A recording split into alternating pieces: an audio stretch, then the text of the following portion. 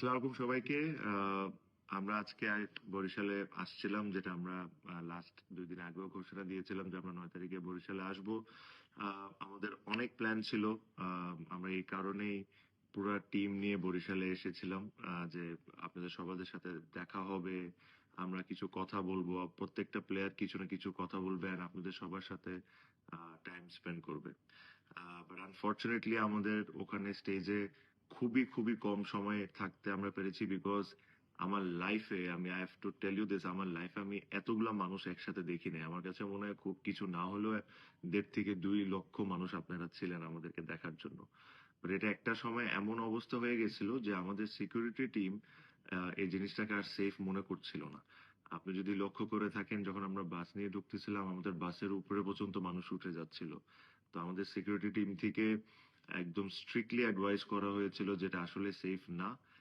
Because স্টেজে যখন আমরা উঠি ওখানে প্রচন্ড পরিমাণ মানুষজন ছিল।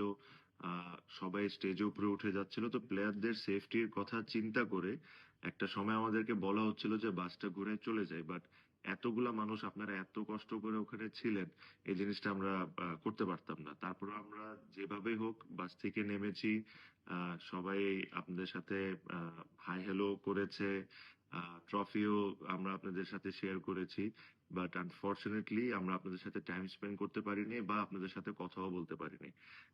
আই রিয়েলি রিয়েলি হোপ যে আপনারা এই জিনিসটা বুঝবেন। I know you guys are disappointed যে আপনারা এতক্ষণ অপেক্ষা করছেন, এতগুলা মানুষ আসছেন, বাট আমাদেরকে খুবই খুবই অল্প সময়ের জন্য দেখতে পেরেছেন। বাট আশা করি আপনারা আমাদের কথাটা একটু চিন্তা করবেন, যে একটা সিকিউরিটি সমস্যা ছিল। যদি ওখানে কোনো প্লেয়ার পড়ে যেত বা ওখানে কোনো প্লেয়ার ব্যথা পেয়ে যেত, তখন জিনিসটা খুব বাজে হইতো। বাট যে কথাটা স্টেজে উঠে বলতে চাচ্ছিলাম আপনাকে এখানেই বলে দিই, যেহেতু ওখানে বলার সুযোগ হয় নাই, যে আমি অনেকগুলা দলে খেলেছি দেশে বিদেশে।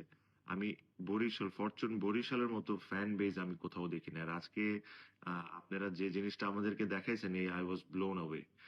সো আই এই জিনিসটা দেখে আজকে আমি আমাদের যে ওনার মিজান ভাইকে এটাই বলছিলাম যে আমাদের রেসপন্সিবিলিটি এই টিমের প্রতি আরো 3 গুণ বেড়ে গেল, বিকজ আপনাদের মতো ফ্যানরা আমাদের সাথে আছে।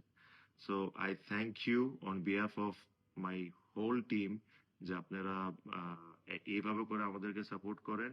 And as well as I also apologise আপনাদের সবার কাছ থেকে। আমি সরি, ক্ষমা চেয়ে নিচ্ছি যে আপনাদের সাথে খুব বেশি টাইম আমরা স্পেন্ড করতে পারিনি।